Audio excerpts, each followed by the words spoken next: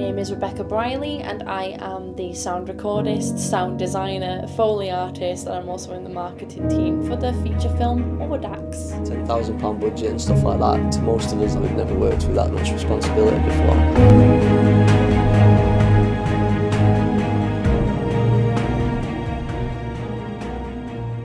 When I first started this course, sound was something I didn't really think about. I always wanted to be a director or an editor, but the more we learned about sound, the more I was like, oh wow, like there's so many things I did not know about, and it'd be cool to try them out. And the first time I properly tried being a sound recordist for a film was for a film called Six, and I had so much fun with that, and I thought, like, why not give it a shot again, this time for a feature film? I went for editing just mainly because it's like, it's what I felt I had the most experience of going into this film, like work experience wise. I've done a lot of editing and stuff and I enjoy it, so I felt like I knew my way around Final Cut 7 enough to like be able to do a much bigger project like this. Once we finish with the audio, we take it into the edit pretty much, put it into post-production.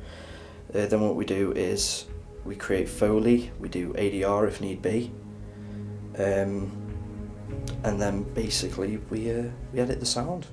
Well, I originally went for offline editor, but because of like the workload I've got in the pre-production and photography, I couldn't do both of them and do the actual storytelling in the offline editor.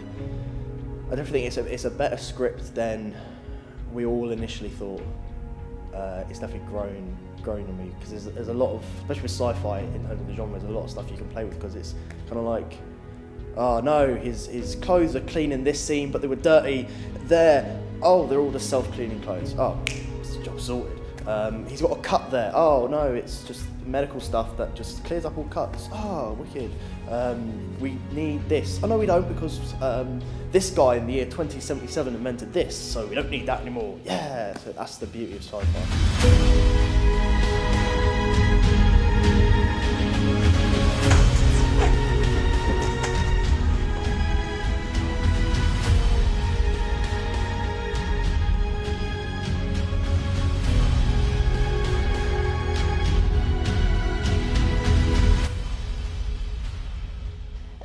We have the basic kinds of equipment. We have an indoor and outdoor boom mic. We have radio mics, so you can attach them to the characters, so then you can hear their dialogue a lot more clearly and close up, because sometimes when you have a boom mic, it can be very hard to pick up dialogue from two characters. We've also got a mixer which we can use indoors and outdoors, so we can move about with it instead of being attached to like an extension cord or something like that. Because the tone of the film is quite sort of slow at times and then builds up in pace, we want the music to be quite dramatic, quite slow, have that sort of bigger feel, almost like if we could get an orchestra in, that would be awesome, because we can play around with a lot of stuff. One of the main character kit, he has like at one point there's a dark kit, so like a different part of his brain where he's like a different character. And we're highly thinking that we're going to ADR that, just to give it a more atmospheric, dark, what's the correct term there? Eerie? Yeah, eerie's a decent one. Eerie feeling, let's give it a different feeling.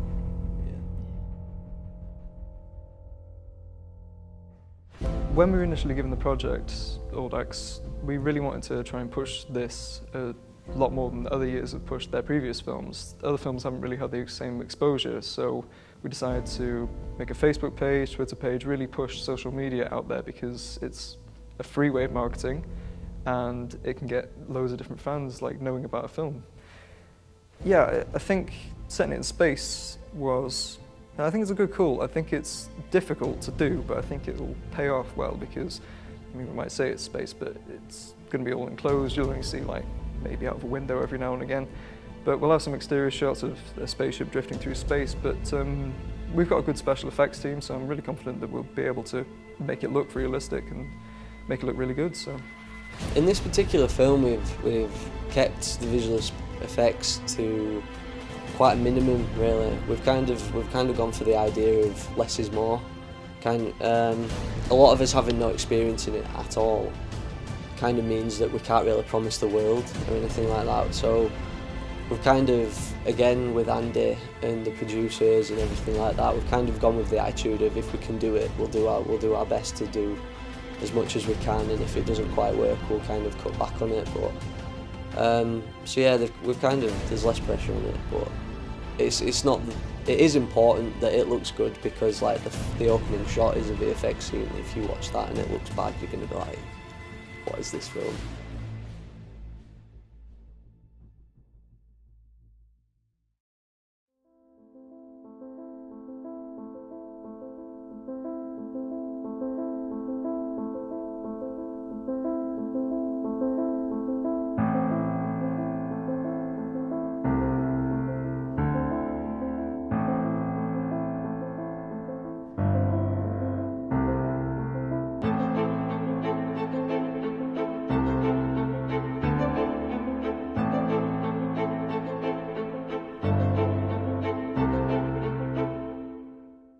It's hard to sometimes decide how things are going to be. You've got to listen to the team, and it's important that you do, because everybody's got an opinion on how things should look.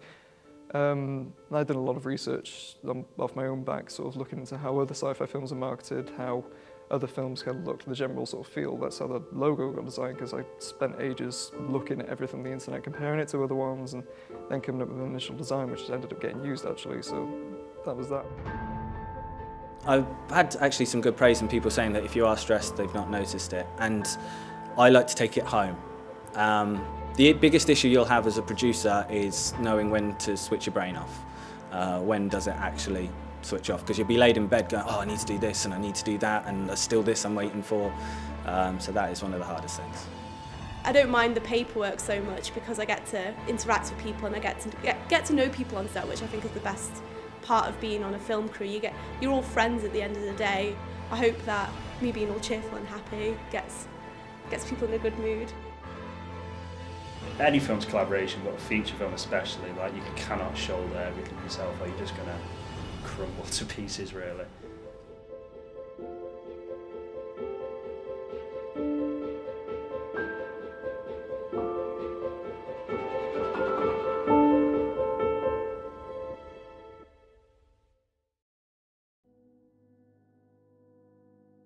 It's kind of time.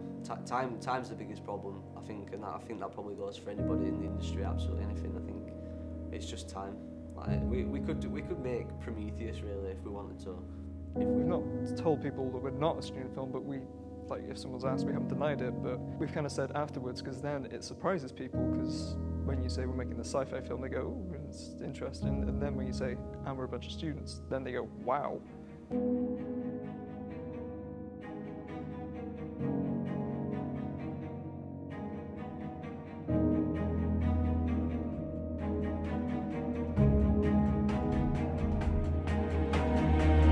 And as a director, it's sort of like his baby. He wants it a certain way, whereas, you know, because he's looking at it from a directing point of view, but the editors were looking at it from a point of view where the story makes more sense. It's a bigger project, there's a lot more bits to do, and it's more time consuming than a short film. So it's like, in a way it's kind of like double the work, but I'm scared and excited about this project.